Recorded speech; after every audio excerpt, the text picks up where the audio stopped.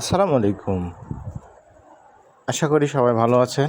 জানিয়ে দেবো আজকের আপডেট বাজার কিছুটা পরিবর্তন এসছে বাজারে। ঈদের আগ মুহূর্তে আলুর বাজারের দাম কিছুটা একটু একটু করে বাড়ছে, তবে বেচা কেনার জায়গাটা কমে গেছে। আর বাজারটা আপনাদেরকে আজকে জানিয়ে দেব। সর্বশেষ আপডেট পরিস্থিতি কি অবস্থা থাকলো আজকে আপনাকে। তার আগে একটা বিষয় জানিয়ে রাখি যে ঈদের আগে আজকেই কিন্তু আলু বিক্রয়ের কার্যক্রম মোটামুটি মনে হচ্ছে যে শেষ, কারণ আগামী কালকে থেকে দূরপাল্লা যে জায়গাগুলো আলু যাবে সেই জায়গাগুলো কিন্তু মোটামুটি বন্ধ দিকেই চলছে। কাছেগুলো যেগুলো সেগুলো হয়তো আলু পড়লেও পরিমাণে হয়তো কম পড়বে। তো আজকে আপনার সাদা যে ডায়মন্ড আলু আছে রাজশাহী এবং রাজশাহী তানোর এবং মোহনপুরে কেনা বেচা হচ্ছে আলু 18 টাকা থেকে 19 টাকা এর মধ্যে, কারণ রাজশাহী তানোরে 18 টাকা দরে কেনা বেচা হচ্ছে।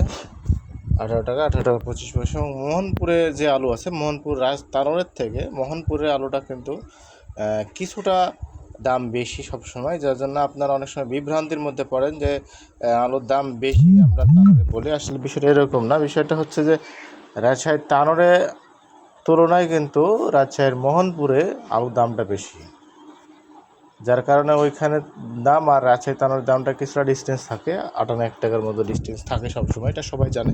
যার জন্য আজকে এটা ভেঙে দিলাম, পরবর্তী জন্য আপনারা বিভ্রান্তির মধ্যে না পড়েন। আর এটা লাল স্টিক আলুর বাজারটা এখন চলছে 16 টাকা থেকে 16 টাকা 50 পয়সা পর্যন্ত কেনা বেচা হচ্ছে। 16 টাকার লাল স্টিক আলুর বাজার। বগুড়া জয়পুরহাট, বগুড়াতে কিন্তু আলুর বাজার আজকে 560 টাকা থেকে 640 টাকা পর্যন্ত কেনা বেচা হচ্ছে। এটা হচ্ছে বগুড়ার বাজার। রংপুরে কিন্তু কেনা হচ্ছে 540 টাকা থেকে 580 টাকা পর্যন্ত কেনা বেচা হচ্ছে রংপুরের বাজার। দিনাজপুর, সব জায়গায় মোটামুটি বাজারে কিছুটা পরিবর্তন আসছে।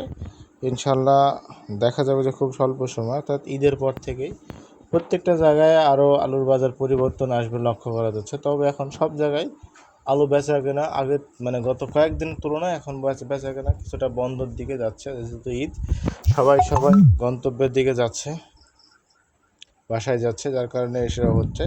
ইনশাল্লাহ পরবর্তী আপডেট যেটা থাকবে আমরা আপনাদেরকে জানিয়ে দেওয়ার চেষ্টা করব।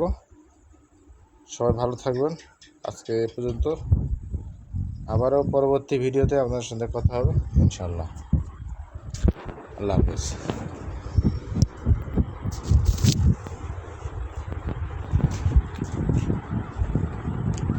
সবাই ভালো থাকবেন।